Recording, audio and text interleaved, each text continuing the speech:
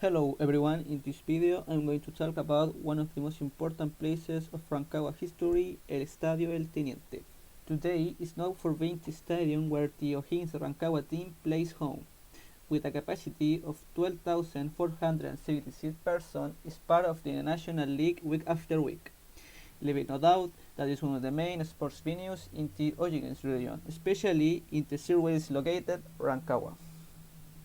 Outside of the sports fields, it is used every year to commemorate La Batalla de Rancagua on October 1st and 2nd, although over the last years the quality of these events has been declining, thanks to the pandemic and some bad decisions from the authorities.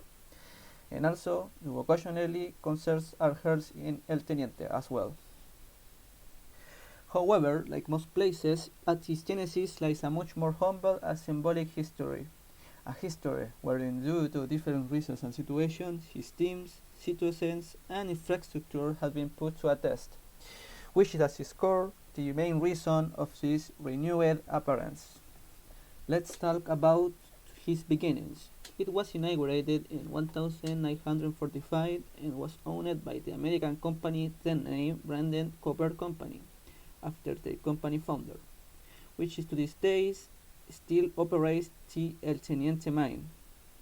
It got off with a lost start because strangely it had to wait 2 years so American executives finally authorized its use. However, it didn't stop the enthusiasm for soccer in the country. In 1047 it had its first game. The Contraloria and Bodegas teams, both from the Department of Mines. There isn't a register from the results, but nevertheless, it planted the path to a lot more sports and cultural events to the times to come. At first, it was home of the football club Brandon, which in 1954 evolved to the O'Higgins Branded Club. And this didn't last very long because next year they would fuse with the América de Rancagua team and give birth to the Club Deportivo O'Higgins. Currently nicknamed as Equipo Celeste and Capo de Provincia, they obtained their first victory in their debut against the Ferro Badminton team in an exacting match that ended 3-2, becoming since one of the most important representatives of the region that is to this day holds the stadium as his home. One of the most important chapters in his history is the World Cup that occurred in the year 62. Having the opportunity to host a World Cup is a dream that many regions have. However, not all dreams come true the way that one wants. Since in 1962, after the greatest earthquake in the history not only from Chile but the entire world, with a magnitude of 9.5, it destroyed the southern part of the region, being Valdivia the most affected.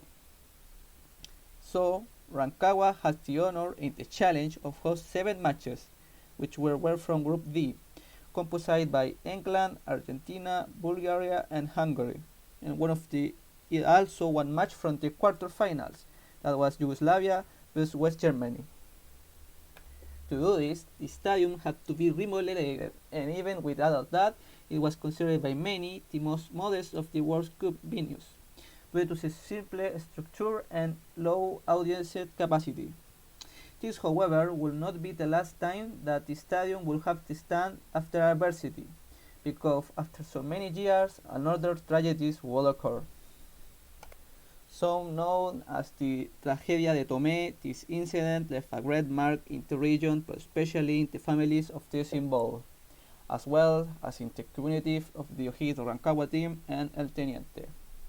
It happened on February 9, 2013, after meeting Huachipato, a bus with 37 fans of the Celeste team fell into a ravine, ended with 16 fans dead, and many, sadly, were minors.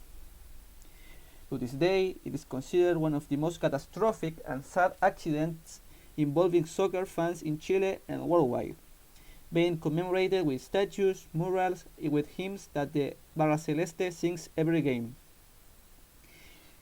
Also, is literally remembered every rain because since the official shirt of the team has included a mourner river under its symbols since. With all this tragedy, the stadium closes its gates of on February 15 of the same year. This was not the last of the Estadio though, because in the year 2013 it was remodeled.